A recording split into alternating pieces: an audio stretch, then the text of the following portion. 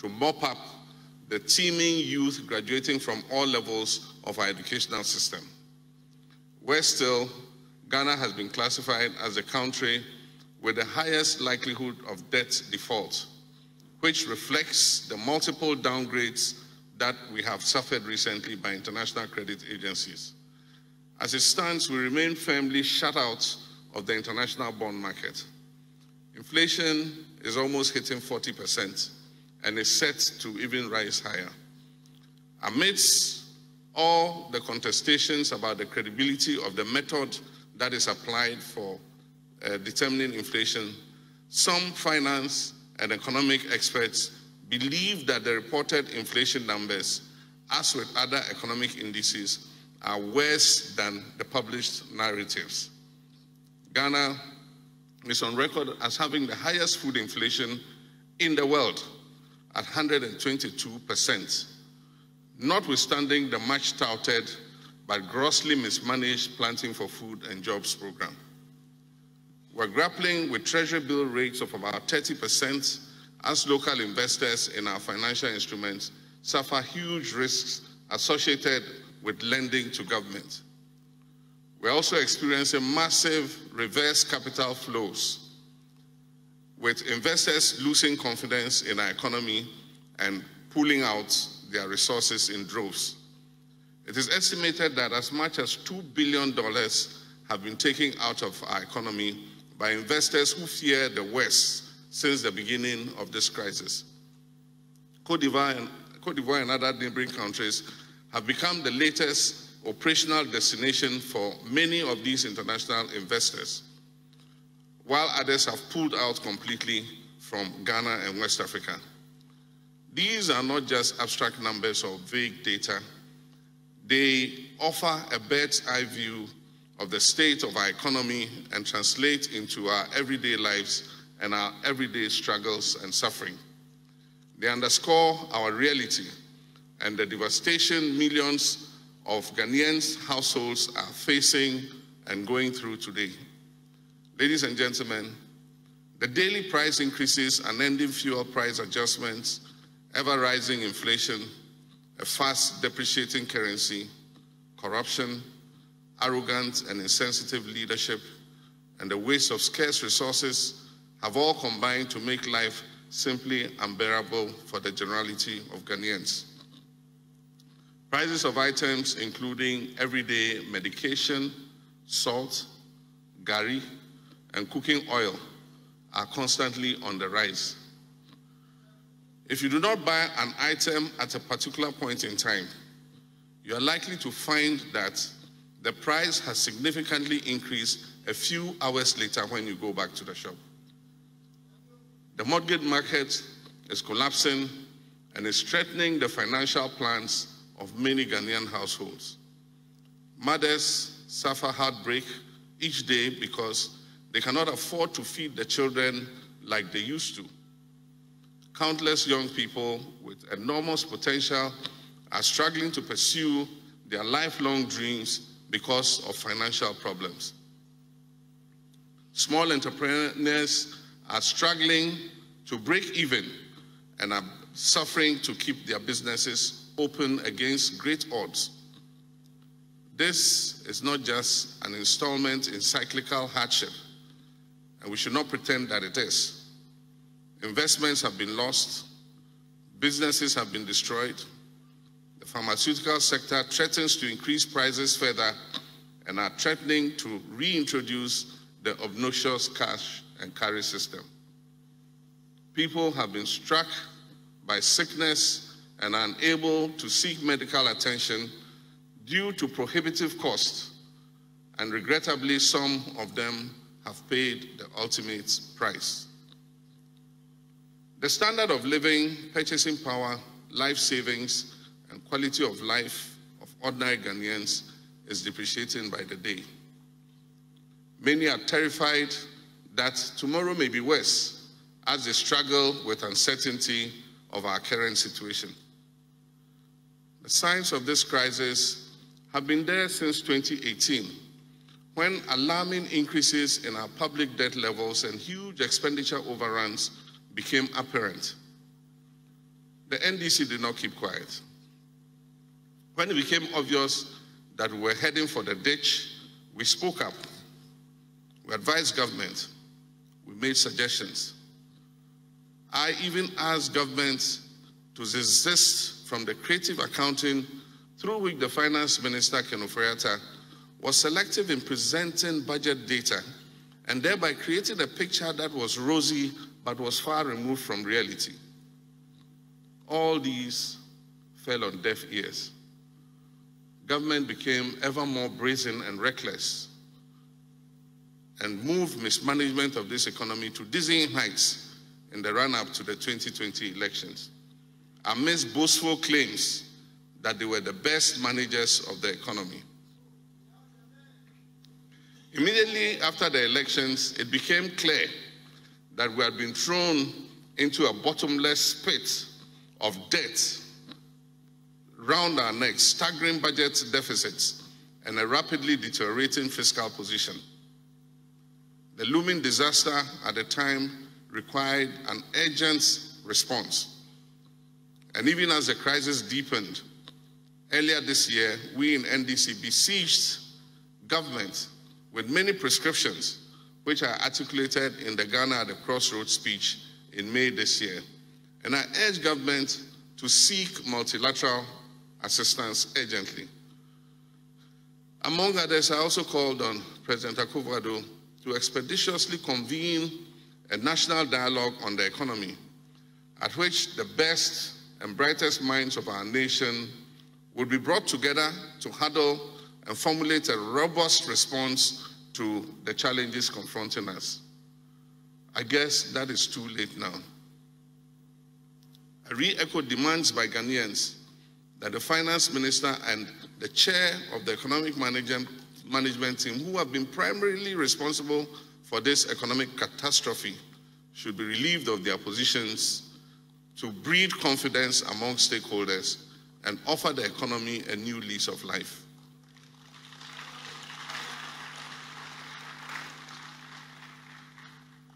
I asked the president to deploy some of the arsenals from the presidential toolkit and reshuffle his government to inject innovation and freshness of thinking into the running of the country. I also asked that the president address the nation to inform the public about the specific steps that he was intending to take to turn the condition around. This address was meant to calm the anxiety of the investor community and rally Ghanaians behind any such effort that he was willing to take. Regrettably, the president dug in and failed to do any of these suggestions. Let me note that since this event was advertised last weekend, I have been made aware that the president intends to address the nation sometime over this weekend. It is my prayer that his words would strike the right chords in the hearts of Ghanaians. Since my speech in May, the situation has spiraled out of control and the effects have been calamitous for all of us. There is a temptation to say, "I told you so," and that temptation is very strong. But we do not believe that this is the time for vainglorious pursuit of vindication.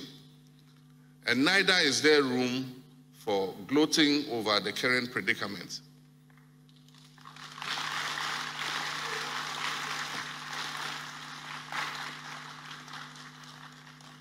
But even now, as Ghanaians continue to suffer, there is a desperate attempt to shift blame. In almost robotic fashion, governments and its hirelings recite the same verse in unison, that we are in this perilous situation only because of COVID-19 and the Russian-Ukraine war. Despite overwhelming evidence to the contrary. In fact, because of COVID-19, the government received more than $6 billion in windfall from both domestic and external sources. But for the deep hole in our finances and the reckless election 2020 expenditure, this should have been sufficient to protect Ghanaians against the COVID disease and promote post-pandemic recovery. There has been a desperate attempt at political equalization by propagandists and supporters of this government, claiming that all political parties are the same, subtly suggesting and attempting to create the impression that no other person could have done better in these circumstances, or that all political parties in Ghana cannot be differentiated ideologically. For the avoidance of doubt, we in the NDC will not have dared been as reckless, nor would we have been allowed to be as irresponsible in the handling of the public purse and the nation's resources as the MPP has done.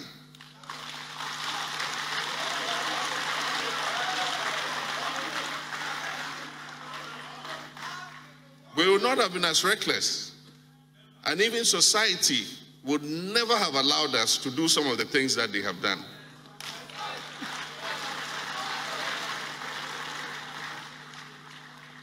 We've had our own set of challenges in government, but nothing we did or the outcome thereof has come anywhere near close to the disaster unfolding before our eyes today. To be clear, we're in this mess because an untouchable finance minister, relying on his data bank workers and neglecting the advice of seasoned experts at the finance ministry, has been left to run this economy into the ground. We're in this mess because the so-called solid economic management team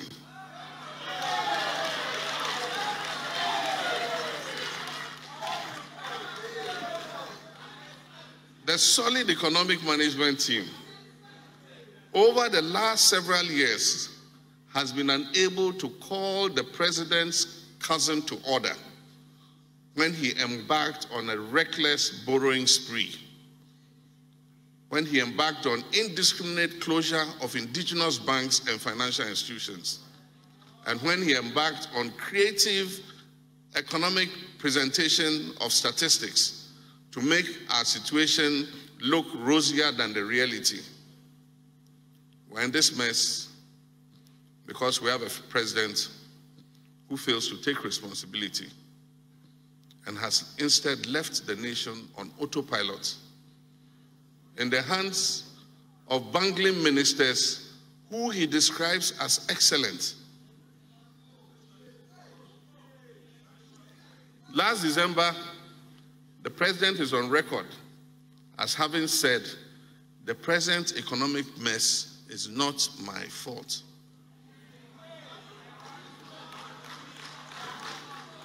Refuses to accept responsibility. For emphasis, the biggest blame for the current tragic situation in which we find ourselves lies with the very people charged with managing the country, and not with the pandemic, not with any war in any country, as has been unprofessionally posited. And Ghana has been treated as an experimental playground or a family heirloom. And I regret to say, this was all avoidable. Things could have been different. And I've remained very convinced that they could have been different. Ladies and gentlemen, I want to restate what I have said over the years. We are ever ready and willing to share pragmatic steps that will help put our nation back on track.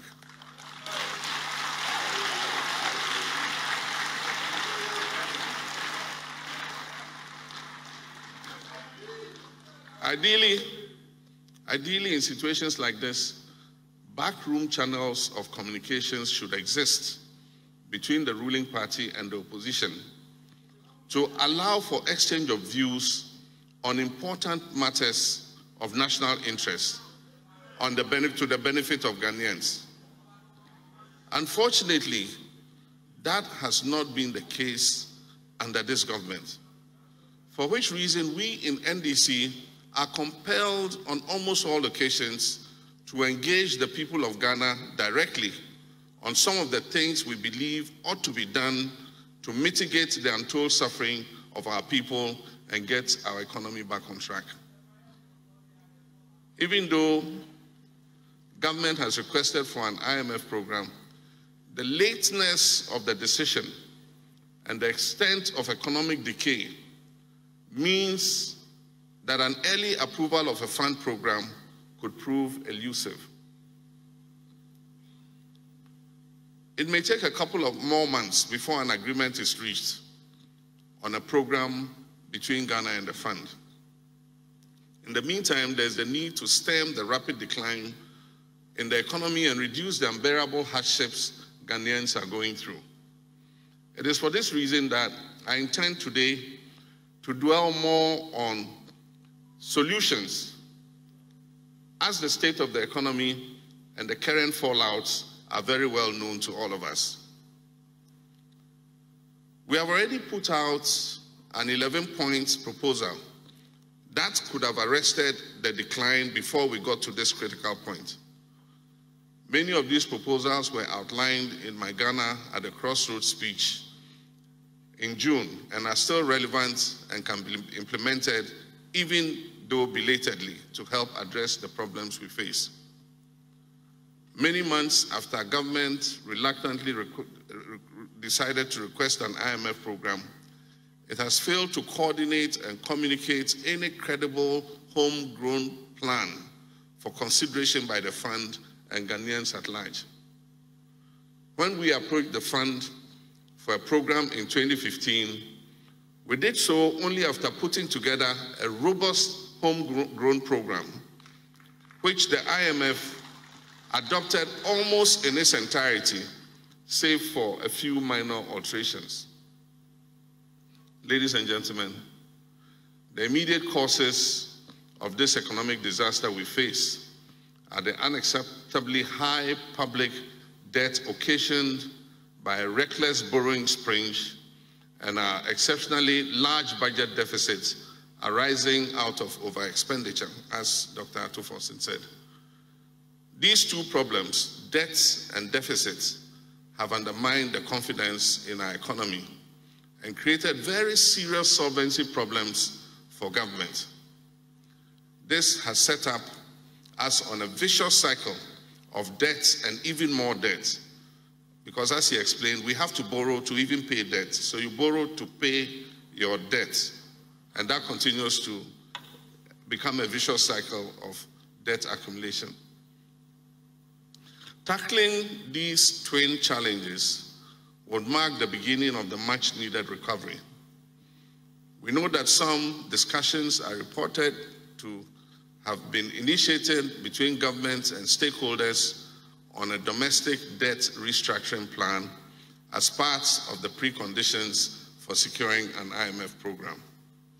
This simply means that after mismanaging the economy and creating this crisis, Ghanaians and others who have invested their hard-earned money in government bonds and other instruments, or executed contracts and supply programs awaiting payment, will be asked to forfeit a part of their interest due them and a significant portion of the principal when it falls due, or arrears that are owed to them. This is a very difficult and most unfair and unjust proposition. It is not for innocent people, investors and business owners to lose their investment when those who took the decisions and whose incompetence and mismanagement have brought us to this situation are not only still at post, but are being praised and protected by the president. The president must not only replace his finance minister, he must also reconstitute and take control of the economic management team himself.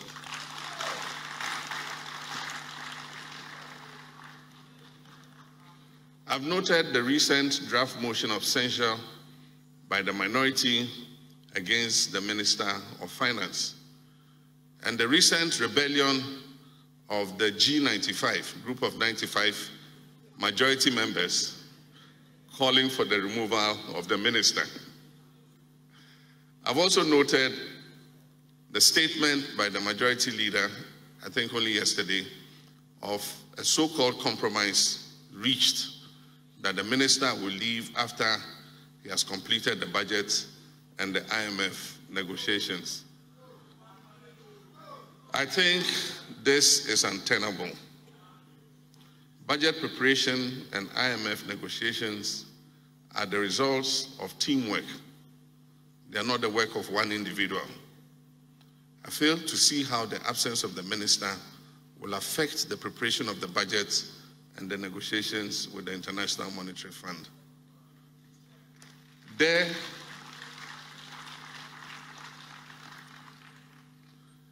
surely must be persons with the requisite experience in the MPP to carry on this work. After all, what happened to the mantra, we have the men?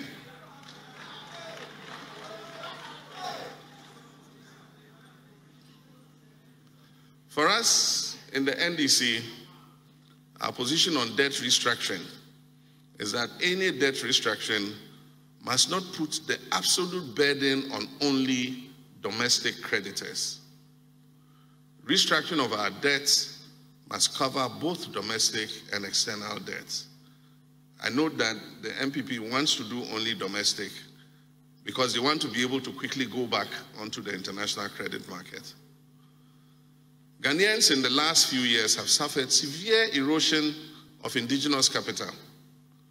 The banking sector clean-outs led to the loss of jobs and erosion of capital and savings of many Ghanaian families and businesses. Any debt restructuring restricted to cover only domestic debt would lead to a further erosion of local savings and capital and would also severely weaken the Ghanaian banking system. Building the Ghana we want. 1, reducing public debt service obligations and creating fiscal space. The biggest problem with our economy today is the huge size of our public debt, as Dr. Akufo-Addo told us, which is estimated to be something in the region of 522 billion by the close of the year 2022. This must be immediately tackled and stopped from growing further. And so to achieve this, these are some of our suggestions. There must be an immediate moratorium placed on all non-concessional borrowing. Again, government must actively canvass our bilateral partners for more concessional financing and grants. Again, there must be a stop to central bank financing of government above the allowed 5% threshold. The current printing of money by the central bank to finance government's deficit is further fueling inflation because the bank is printing money and using it to finance government's deficit. Governments must stop collateralizing statutory funds for the purpose of taking more loans. The wanton collateralization of these funds has been very unhelpful. It has limited the financial space of the statutory funds such as Get Fund and the District Assembly's Common Fund. Government should desecuritize these funds and add them onto the public debt as part of the discussions on debt restructuring. We estimate that if the proceeds due ESLA, Get Fund, the Road Fund, etc., are freed of the burden of collateralization and the independent power producer payments are renegotiated, government would have access to a total of about 16 billion in 2023, 17.6 billion in 2024, and 19.4 billion extra fiscal space in 2025 from these funds alone. This would significantly ease the cash crunch, which has crippled many sectors, resulting in government's inability to meet such basic obligations as supplying food to secondary schools and providing textbooks for basic schools. Expenditure items for consideration is what I spoke about in terms of removing the collateralization of the funds. And so if government does this, it will make, additional financing available. Ladies and gentlemen, we will make further suggestions. There are many other suggestions that we will have to give government, and we're doing this in order that they can use it to improve our current situation. We also recommend that legislation should be passed to prevent any future collateralization of statutory funds. We should make Parliament regulate the issue of collateralization of funds so that no future government is able to do that. Again, government should also begin work to amend the enabling legislations of state-owned enterprises like the Ghana Cocoa Board to prohibit them from engaging in non-core quasi-fiscal functions. Cocoa Board is currently, as Dr. Atufo said, reeling under a debt of about 14 billion Ghana cedis. From a situation of about 1.5 billion cedis in 2016, currently Cocoa Board owes in cocoa bills alone almost 14 billion Ghana cedis. And this has made Cocoa Board severely distressed and is putting additional strength on government finances. No wonder, and this is an aside, no wonder cocoa farmers are not getting the incentives they should get. Their prices for their products are not being increased in a timely manner. And so it's becoming unprofitable to continue to maintain their farms. And so they're selling the farms to Galamsey operators. The astronomical debt has crippled Cocoa Board and made it impossible for them to pay bills due to license buying companies and their suppliers. And so today, farmers are selling their cocoa to license buying agencies, and they don't have the money to pay the farmers for the cocoa. This debt overhang has affected the produce buying company, which is currently unable to pay the salaries of its workers. Indeed, similar liabilities within other state-owned enterprises amount to a staggering almost 30 billion Ghana cedis, and is impacting the entire public debt. Ladies and gentlemen, one of the biggest sources of suffering and difficulty for Ghanaians today is the cost of fuel, which has skyrocketed to the highest levels in our history due to the rapidly falling cedi and its effect on everything else on the market. Something needs to be done. Ghana is making huge windfall from the sale of crude oil, royalties, taxes, payments, surface rentals, and others. Section 41 of the 2022 semi-annual PIAC report confirms that an amount of $731 million was realized from Ghana's oil resources in the first half of 2022 alone.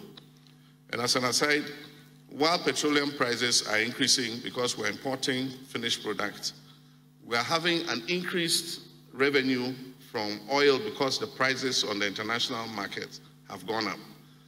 Unfortunately, we cannot leverage it because our production has fallen. I'll come back to that later.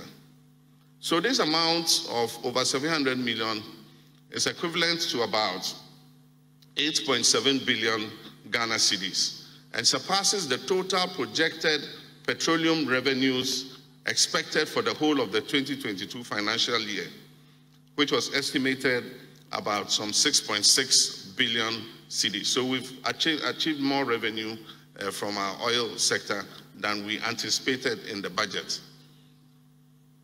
And if you check the budget statement, that's on paragraph 253 of the 2022 budget statement, presented in Parliament in November last year. The government can therefore apply some of this huge windfall that is being received from the increase in oil prices to cushion the other side of the equation in terms of price of petroleum products, in order that we can cushion consumers. And in addition, other revenue handles have witnessed significant positive outturns. Let me give, for instance, another example. The 2022 fiscal data report from the Ministry of Finance reveals that for the first 2 quarters of the year, the Price Stabilization and Recovery Levy, that is the PSRL, alone has accrued over 708 million as compared to the projected target of 269.3 million, which is almost 200% above the revenue target. The government can therefore apply this Price Stabilization Recovery Levy to the intended purpose of cushioning the price of petroleum products at this time. Cutting costs, reducing waste, and spending wisely. One other major problem that has brought us to this point is the reckless and frivolous spending of our scarce natural resources. A fundamental principle in economic management is fiscal discipline in times of crisis. It is simply not possible to live beyond our means and avoid the kind of economic turnout that we currently find ourselves in today. Rampant over-expenditure is reflected in the extraordinary large budget deficits of the last 2 years, which is set to persist for a 3rd straight year if urgent cost-cutting measures are not taken. As noted again by Dr. Forson in his presentation, government will have to cut expenditure by up to 4% of GDP to create the fiscal space desired to get out of this economic crisis. Now note this, the minister in his media budget statement announced a 30% cut in expenditure across board. It appears that this cut is not working, as government expenditure in the first half of the year appears to have significantly exceeded the budget. The minister, rather than a vague reference to percentage cuts, must be specific in what areas these expenditures are to be cut. This will give a clearer picture of the expenditure reduction and how much will be saved from that directive. Drastic action must therefore be taken to reverse the cycle and bring public expenditure within acceptable and prudent levels. Let me propose some measures on how governments can cut costs. One is the size of government.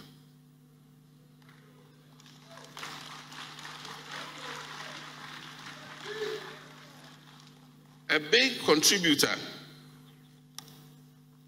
to the excessive public expenditure is the sheer size of government. President Akufo-Addo has been particularly irresponsible in keeping a needlessly large government.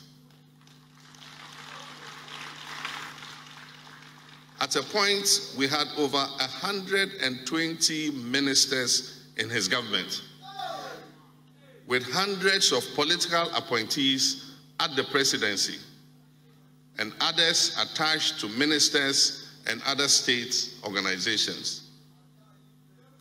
While the president has currently cut down this number, the number of ministers has reduced in his second term, there's still room for a further reduction, including merging some ministries to reduce expenditure and cut down the ministers in government to a figure below 65.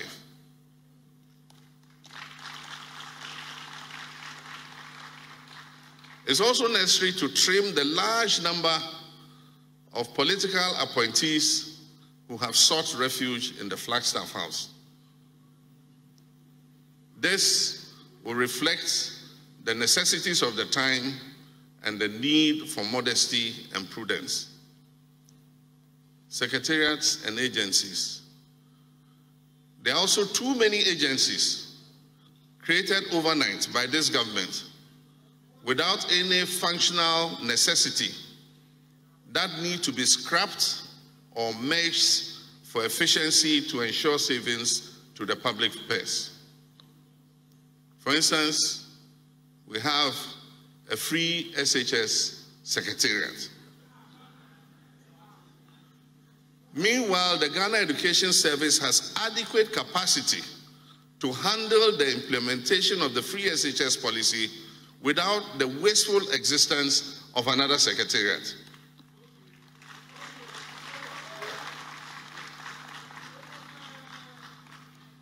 Again, why create and staff a one district, one factory secretariat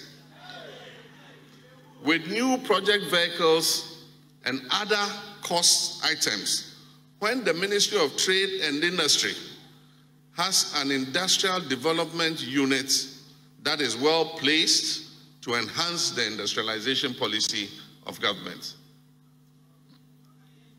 The National Entrepreneurship and Innovation Program, the National Employment Agency, MASLOC, Ghana Enterprise Agency, and the many other agencies could be merged into one entity under the Ministry of Labor, Employment and Labor Relations.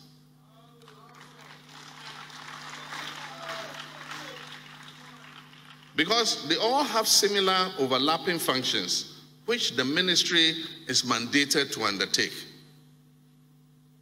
The so-called Special Development Initiative Secretariat and the accompanying development authorities, Coastal Development Authority, Middle Belt Development Authority, Northern Development Authority,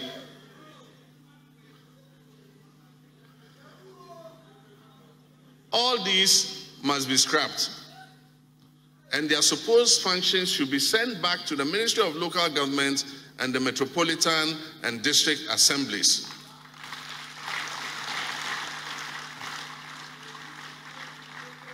And be sent back to the Metropolitan and District Assemblies, whose work they have usurped only for sloganeering purposes. Local level infrastructure, development of local level infrastructure has always been under the purview of district assemblies. All that is required is the timely release of their common fund and any other additional resources that they will be well placed to they will be well placed to undertake their responsibilities effectively. The functionaries are already in the districts. They already know their functions, which includes taking care of poor people and persons with disability. Mr. President, just give them their funds to develop our communities.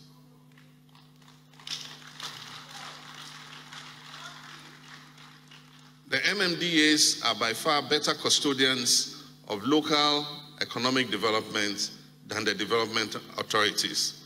Let us empower them. The next place to cut is Office of the President.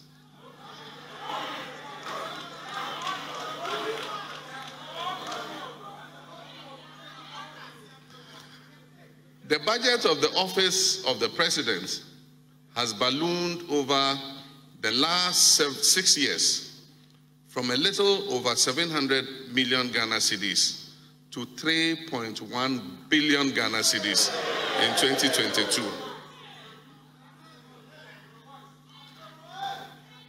For expenditure rationalization to be successful, it must start first with the President's office. I believe that substantial savings of more than 1 billion cedis can be made by slashing the budget of the Office of Government Machinery. And certainly, the use of chartered aircrafts for presidential travel must be one of the first items to cut. Checking waste and corruption. We need to introduce stricter public financial management guidelines and regulations. A tougher sanctions regime must be introduced to check the hemorrhaging of about 17 billion Ghana cedis every year, as contained in the Auditor General's report. This must be vigorously enforced to curtail the appalling waste and corruption that the Auditor General unearths every year. Everything must be done to win the fight against corruption. It is quite clear that government has lost its will in this fight.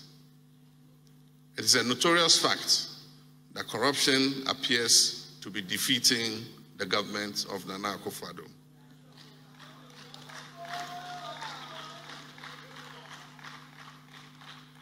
Indeed, it is fair to say that there really has been no real fight put up against corruption under the Akufo-Addo administration. The graft and misapplication of public funds by government appointees calls for radical action and not shielding of these perpetrators, as we have sadly witnessed in the last few years. The next is suspension of non-essential projects. All non-essential projects, such as the 116 million euro new Accra International Conference Center and the construction of new embassy buildings for new missions abroad, must be suspended for now. The public funding of the National Cathedral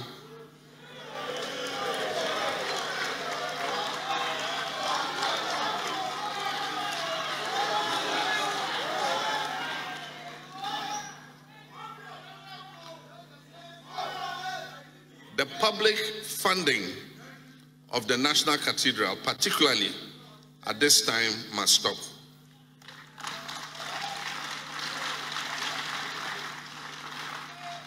Being a Christian myself and deeply appreciative of the centrality of God in national affairs,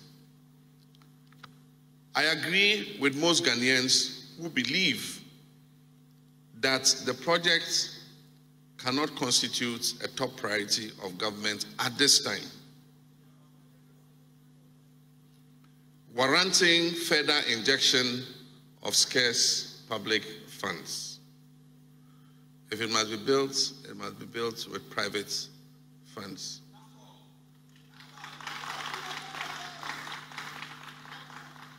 Because of the non-transparency of the processes of procurement associated with the National Cathedral project, I believe that the project should be subjected to a value for money audit in order to open the way for believers who wish to contribute to its construction to do so.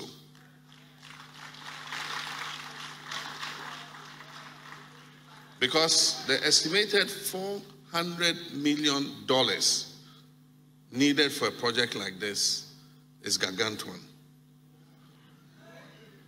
And for those who wish to contribute to it, they must be given the assurance through a value for money audit that every CD that they put into this project is worth putting in the project.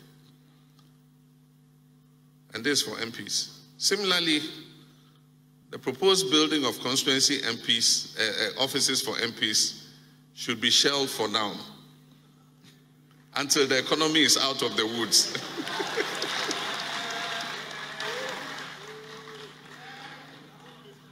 I suggest that in the interim, office space can be found within the district assembly offices or other government buildings for the purpose of MPs' offices for the meantime, until the economy can support, separate offices, decent offices for them.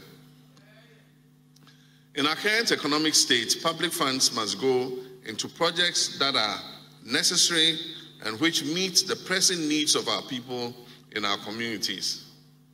Such projects must have tangible and measurable impact on job creation and national development.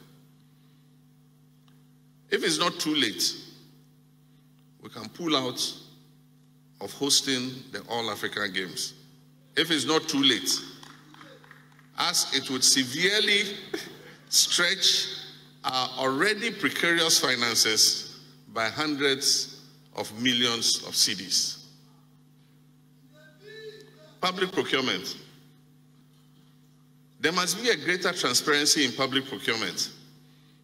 As a result, value for money audits and assessments must be made of all projects procured by sole sourcing or restrictive tendering.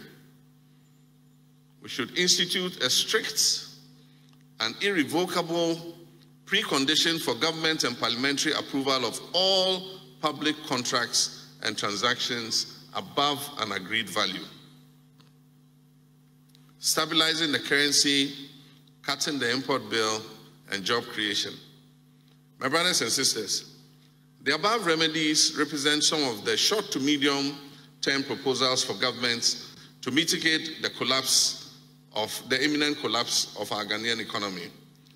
There's, however, the need for broad, long-term economic governance and structural reforms that will guarantee sustained socio-economic growth for our country and help us avoid some of the mistakes that have led us to this perilous point.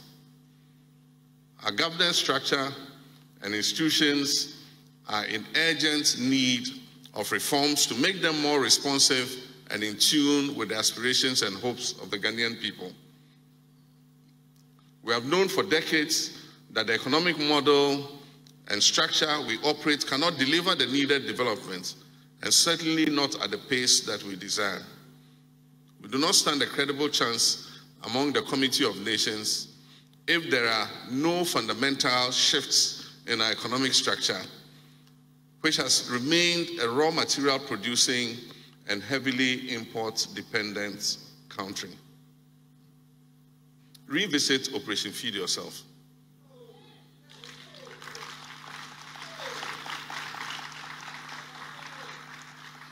General Achampong, despite the depraved corruption that swallowed him up in later years, was off to a good start in the early part of his regime.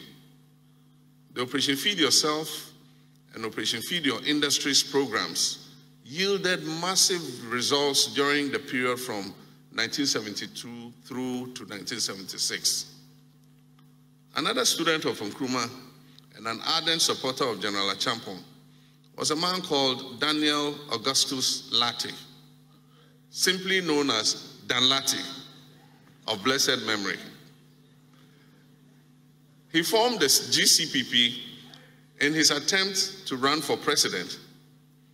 The central plank of the economic policy of his party, GCPP, was domestication. He was unable to articulate the vision as eloquently as one would have wished. But the chickens have come home to roost. And today we're faced with the effects of neglect of the diagnosis that was made years ago about the structure of our economy. We do enormous damage to our currency, the cedi, and our economy when we spend billions of dollars on the importation of rice, sugar, tomato products, frozen fish, poultry, meat products, and vegetable cooking oils. And yet we have the potential, more than the potential, to produce many of these products here ourselves and even export. It is estimated that foreign exchange outlay for importation of food products for which we have a comparative advantage to produce locally amounts to some $3 billion every year. Every year we spend over $3 billion, almost $3 billion importing the things that we can produce: rice, chicken, oil, tomato, fish. It is said that out of adversity comes opportunity. Restriction of importation of some of these products, side by side with increased local production, is a realistic proposition that we need to begin to consider at this time. There must be prioritization and strategic investments in private, large-scale commercial production of these commodities that I have mentioned. We cannot sustain progress in agricultural production based only on the support of small-scale producers. Government must support large-scale commercial agricultural production to achieve food self-sufficiency and to cut down our huge food import bill. We must look at the entire value from production to processing to marketing. Also leveraging the petroleum and energy sector. It is not beyond us to do this, as we demonstrated a few years ago when we built a gas processing plant at Ituabo.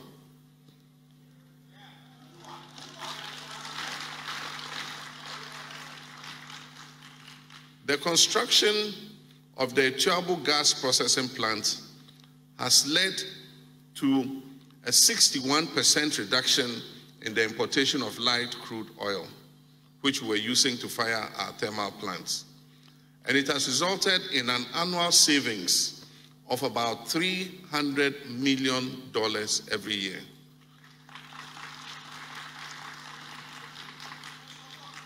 The plant also supplies about 50% of the nation's LPG needs. The cooking gas that you use, 50% is produced by the Ituabo plant.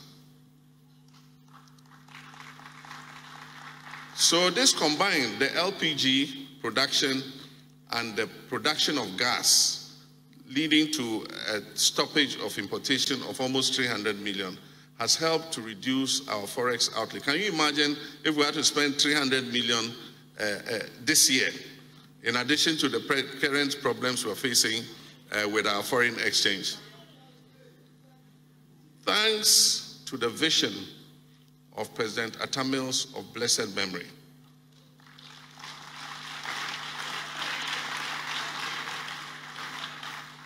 we would have been in a far worse situation at this time if this plant had not been built.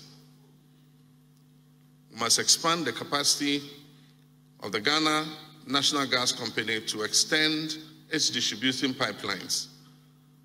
As a matter of urgency, there's the need to revamp the thermal oil refinery and ensure that the refinery processes our domestic crude oil, as we started to do under my administration. Before we left office, we delivered the first consignment of locally produced Ghanaian crude to the thermal oil refinery for refining. This will not only help prevent fuel shortages, but will also reduce the demand for foreign exchange cover to import finished products. Significantly, it will reduce it. Currently, about $400 million is required every month to import finished petroleum products. Another sector we can develop to rake in much needed foreign exchange is the power sector. With the completion of the 330 kV Kumasi-Bolgatanga line, which began in March 2016 under my administration, the country is poised to export additional power to the Sahelian regions. We're accused of overproducing power, more than we needed. But we had a plan. We're building a line that would evacuate that power to supply Burkina Faso, Niger, and Mali.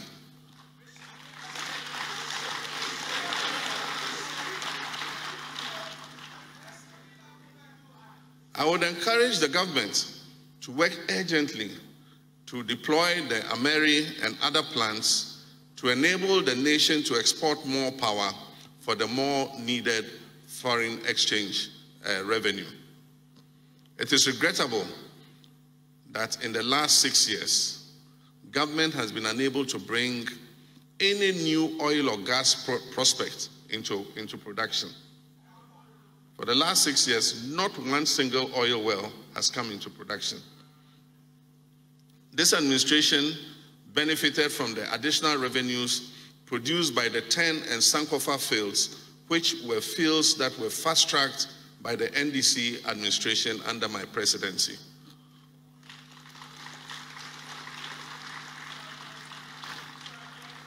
Unfortunately, under this president, we have seen ExxonMobil exit our oil industry.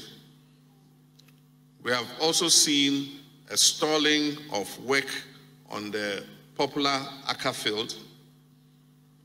Unnecessary litigation has stalled bringing on stream extra oil and gas from the ENI prospects and has led, as I speak, to the withdrawal of all expatriate ENI staff from Ghana to Cote d'Ivoire. The president must take direct interest in reversing these unfortunate developments in the oil and gas sector, because that sector has the potential to bring in additional foreign revenue, foreign exchange. This sector has the potential to rake in additional revenues, especially now when, as a result of global circumstances, the price of these petroleum products, oil and gas, have gone upwards significantly. Governments must build on the experience and leverage the comparative edge we have as a peaceful country with highly skilled human resources to make Ghana a major hub for energy exports. Considering the wide expectation of an energy crisis in West Africa in the near future, a strategic partnership with the private sector can rake in much needed forex through export of energy. This new and additional forex will offer the Bank of Ghana critical reserves and can also finance the manufacturing sector for further job creation. We must do whatever it takes to add value to our exports through primary, secondary, and tertiary processing.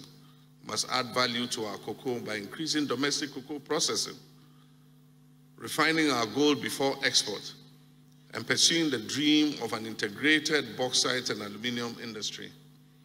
Valco and many other strategic industries that can serve as extra pillars of our economy must be brought on stream. In the last NDC administration, we made modest efforts towards extending assistance to local investors for increased production of poultry, rice, tomato, cooking oil, and pharmaceuticals. We constructed a new sugar processing plant at Commander in the Central Region and began discussions with another private sector investor about the establishment of another sugar processing plant in Savlugu in the Northern Region. We encouraged the produce buying company to build a share processing plant at Buipe, which created many direct and indirect jobs. Unfortunately, as I speak, this factory has been mismanaged and is currently shut down. We procured a strategic partner to partner with Cocoa Board to establish a jute sack production facility here in Ghana. The project was meant to eliminate our importation of jute sacks, produce enough sacks for use by Cocoa Board and for exports to the landlocked countries.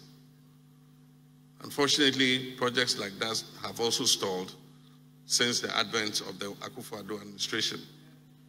A resurrection of all these projects and ideas will not only create jobs for our young people and other able Ghanaians, but it will in the medium term help Ghana attain and consolidate our status as a middle-income country.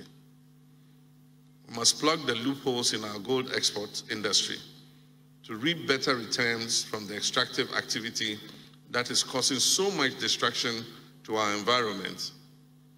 It is trite knowledge that the figures we capture in respect of our gold exports are far lower than the quantity of the gold metal that leaves our shores every year.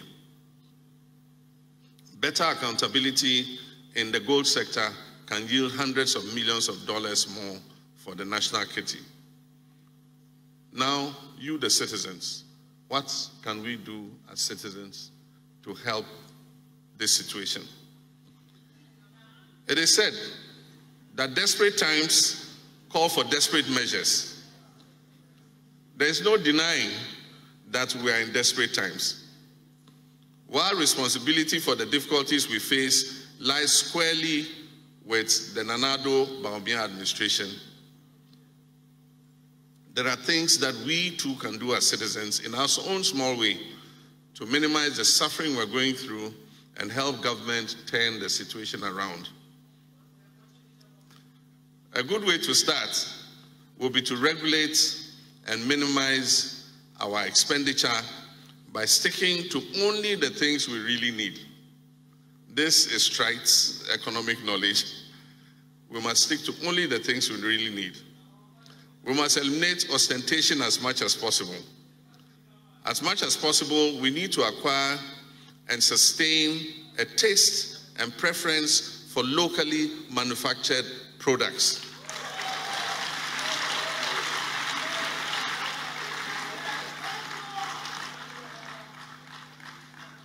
If we must buy consumables or food products, let us consciously look for that rice or chicken that was produced locally, so that it doesn't become necessary for us to have to spend millions of dollars to import those same items.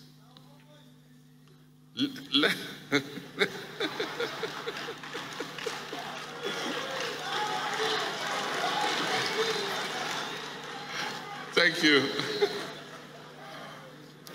Let us consciously eat more of our local foods, like yam, local grains like maize, rice, our local rice, cassava, beans, gobe.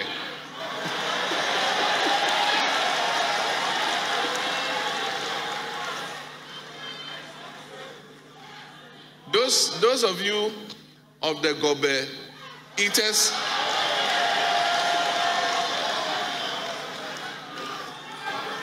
the Gobe Eaters Association, you are doing very well for Ghana.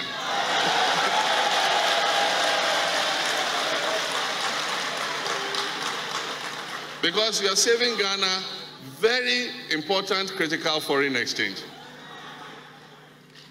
Aside from the sugar, those who are also eating the Cocoa Eaters Association,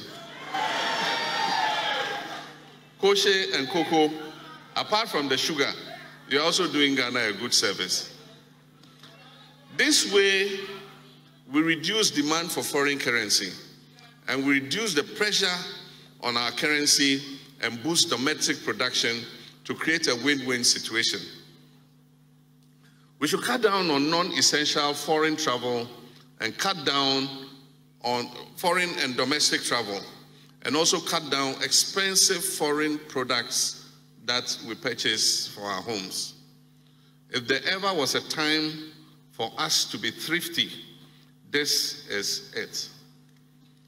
Because even after an IMF program has been agreed, the austerity of the next few years is going to be very severe, as Dr. Forsen rightly said. We save scarce family resources. We must save scarce family resources and use them only for the most priority expenditure.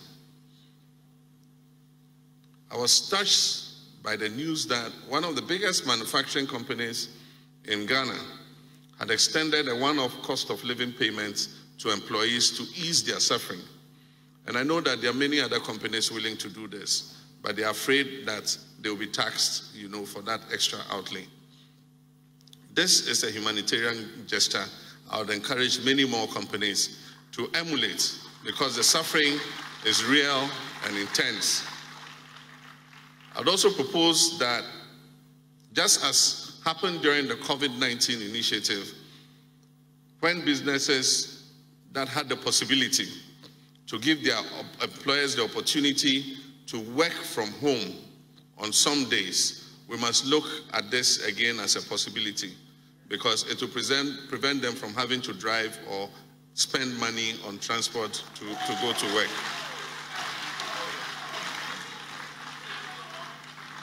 So these are all suggestions that we can consider. There are many things that we can do to claw back control of our economy and resolve the cyclical busts and booms we have suffered all these decades.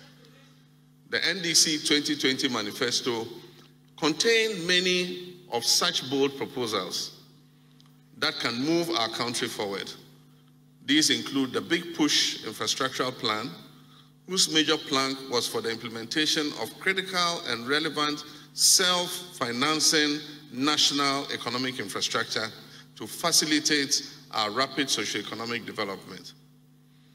Currently, with the imminent IMF program, aspects of this program where priority was given to self-financing projects will be relevant in our present circumstances. Also, a well-labeled, tabled, and widely agreed consultation can approve a 10-year priority investment program.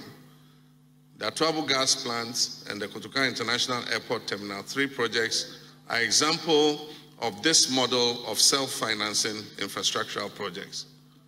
They are yielding benefits for our nation even as we speak, and they are generating revenue and paying for themselves. These policy proposals remain as relevant today as they were at the time that they were formulated in 2020. And this government is free to borrow, adopt some of these measures as and when they please, as we have outlined tonight to save our country. In building the Ghana we want, we must all put our shoulders to the wheel. We in the NDC value the mandate that is bestowed on us periodically to govern this country, and we do not intend to ever abuse it whenever we're given the privilege by Ghanaians to form any future government.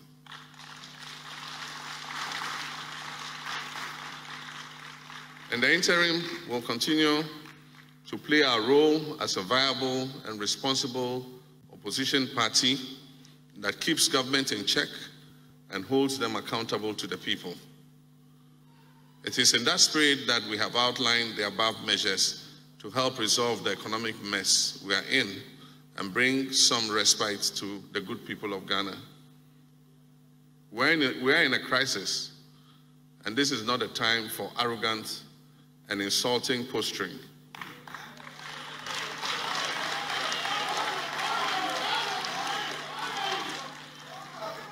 This is a time for listening. It's a time for utmost humility. And it's a time for honest contemplation.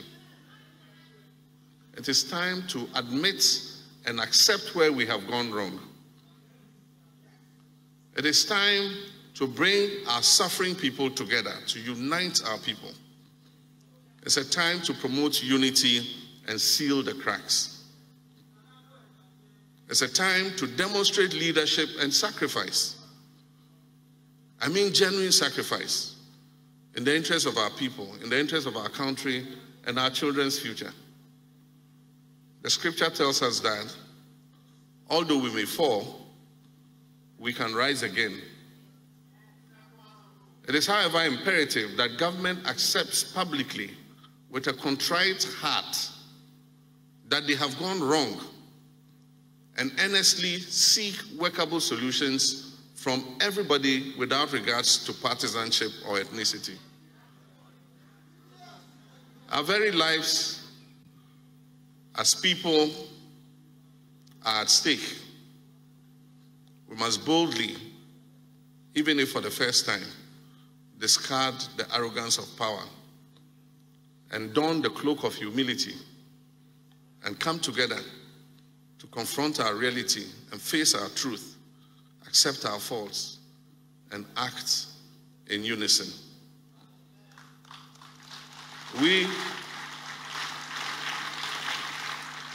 We must not throw up our hands in despair, no matter how uncomfortable we may feel about confronting the truth. We owe it a duty to our people to look at what brought us to this point. To the people of Ghana, I say the NDC and I fully understand and appreciate how serious today's situation is. This is because we are part of the Ghanaian community. We live together, we feel the suffering together. We know mothers and fathers are worried about the future of their children. Families with mortgages are deeply troubled and contemplating the future of their homes and their children's education. Just as families who must pay rents in due course are wondering where the next rent advance is going to come through. We know farmers and elders of our community are struggling to survive. We know businessmen and women are mostly running at a loss, with only a few barely able to make ends meet. But let me assure you, you are not alone, and you will never be alone.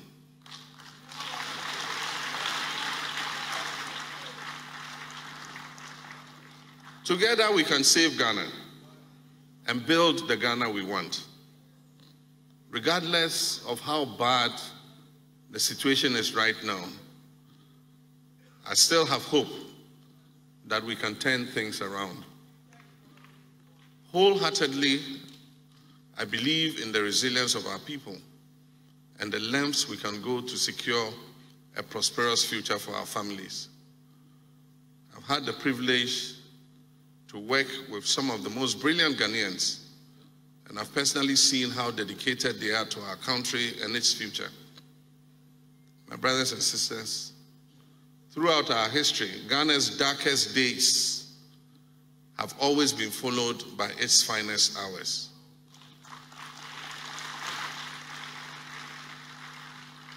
We always mobilize when all hope seems lost. We always come together when nobody gives us a chance. We always turn things around for the better, regardless of how grave the situation is. The fighting spirit that we all share as Ghanaians will never leave us, despite the numerous attempts employed by many to break it. This is our land. This is our destiny. We're ready to move mountains to protect and build the Ghana that we want. Let us rise. Let us hold each other's hands. Let us put our shoulders and minds to the wheel. Let us protect and defend our democracy. And let us build the Ghana we want. As I conclude, let me state, and I agree with the President, and wish to add my voice to his call on our armed forces and security services to remain loyal to the states and the Constitution.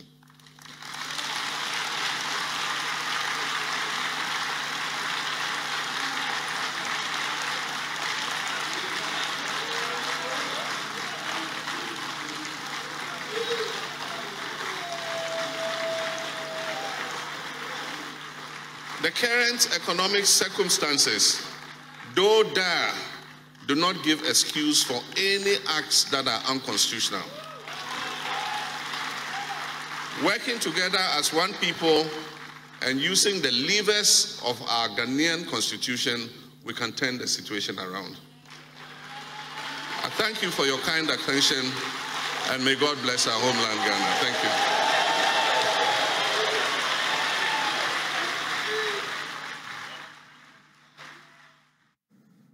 So you'll be hearing from the former President John Dramani Mahama on building the Ghana we want. He's been addressing the proud to his address, though. We heard the former Deputy Finance Minister, Akufo-Addo, also giving us some indication of where we are when it comes to the economy of the Republic of Ghana. In just a summary, the former president took us into the kind of crisis that we are facing currently and how serious it is. Some of his words are severe austerity is ahead of us. The suffering is real and intense. We are in a crisis, but it's not a time for arrogance and insults. He also admonished us to eat Ghanaian food, revisit Operation Feed Yourself, stop wastage and expenditure that's not in the interest of the country, and do the very things that would make us get back on our feet in a very short period. We should also plan for the future. So some of the things he's proposing we do, and he's also talking about what's happening with the finance minister and saying that we must not only replace the finance minister, the entire economic management team, chaired by Vice President Bawumia, ought to be replaced or reconstituted, rather. He said the decision to remove Ken Ofori-Atta as finance minister, as lead of our IMF team, and the position that would affect the very ongoing negotiation is untenable, and that should not stop us or the people of this republic from demanding that. He talked about debt restructuring too, and insisting that our debt must be both local and international debt restructured. The burden should not be borne by only local creditors. Any debt restructuring covering only local debts would further weaken the already frail system. That's what he's been saying too. He says there should be a we should put a stop to all non-concessional borrowing and stop the collateralization of funds like statutory in nature. We must unsecuritize them as part of the debt restructuring. So those are some of the proposals he's putting on the table. And of course, the very big one that's getting social media talking is where he says we should prioritize eating Ghanaian food. He mentioned the gobe part. For those of you who do not know, gobe is actually a meal made up of beans and also gari, sometimes with plantain. And if you are rich and you think in compounding a lot of, what they call it, the protein, you may add eggs and other things to it. After the break, we'll get back to isolating one of the issues that's been very important to our economy,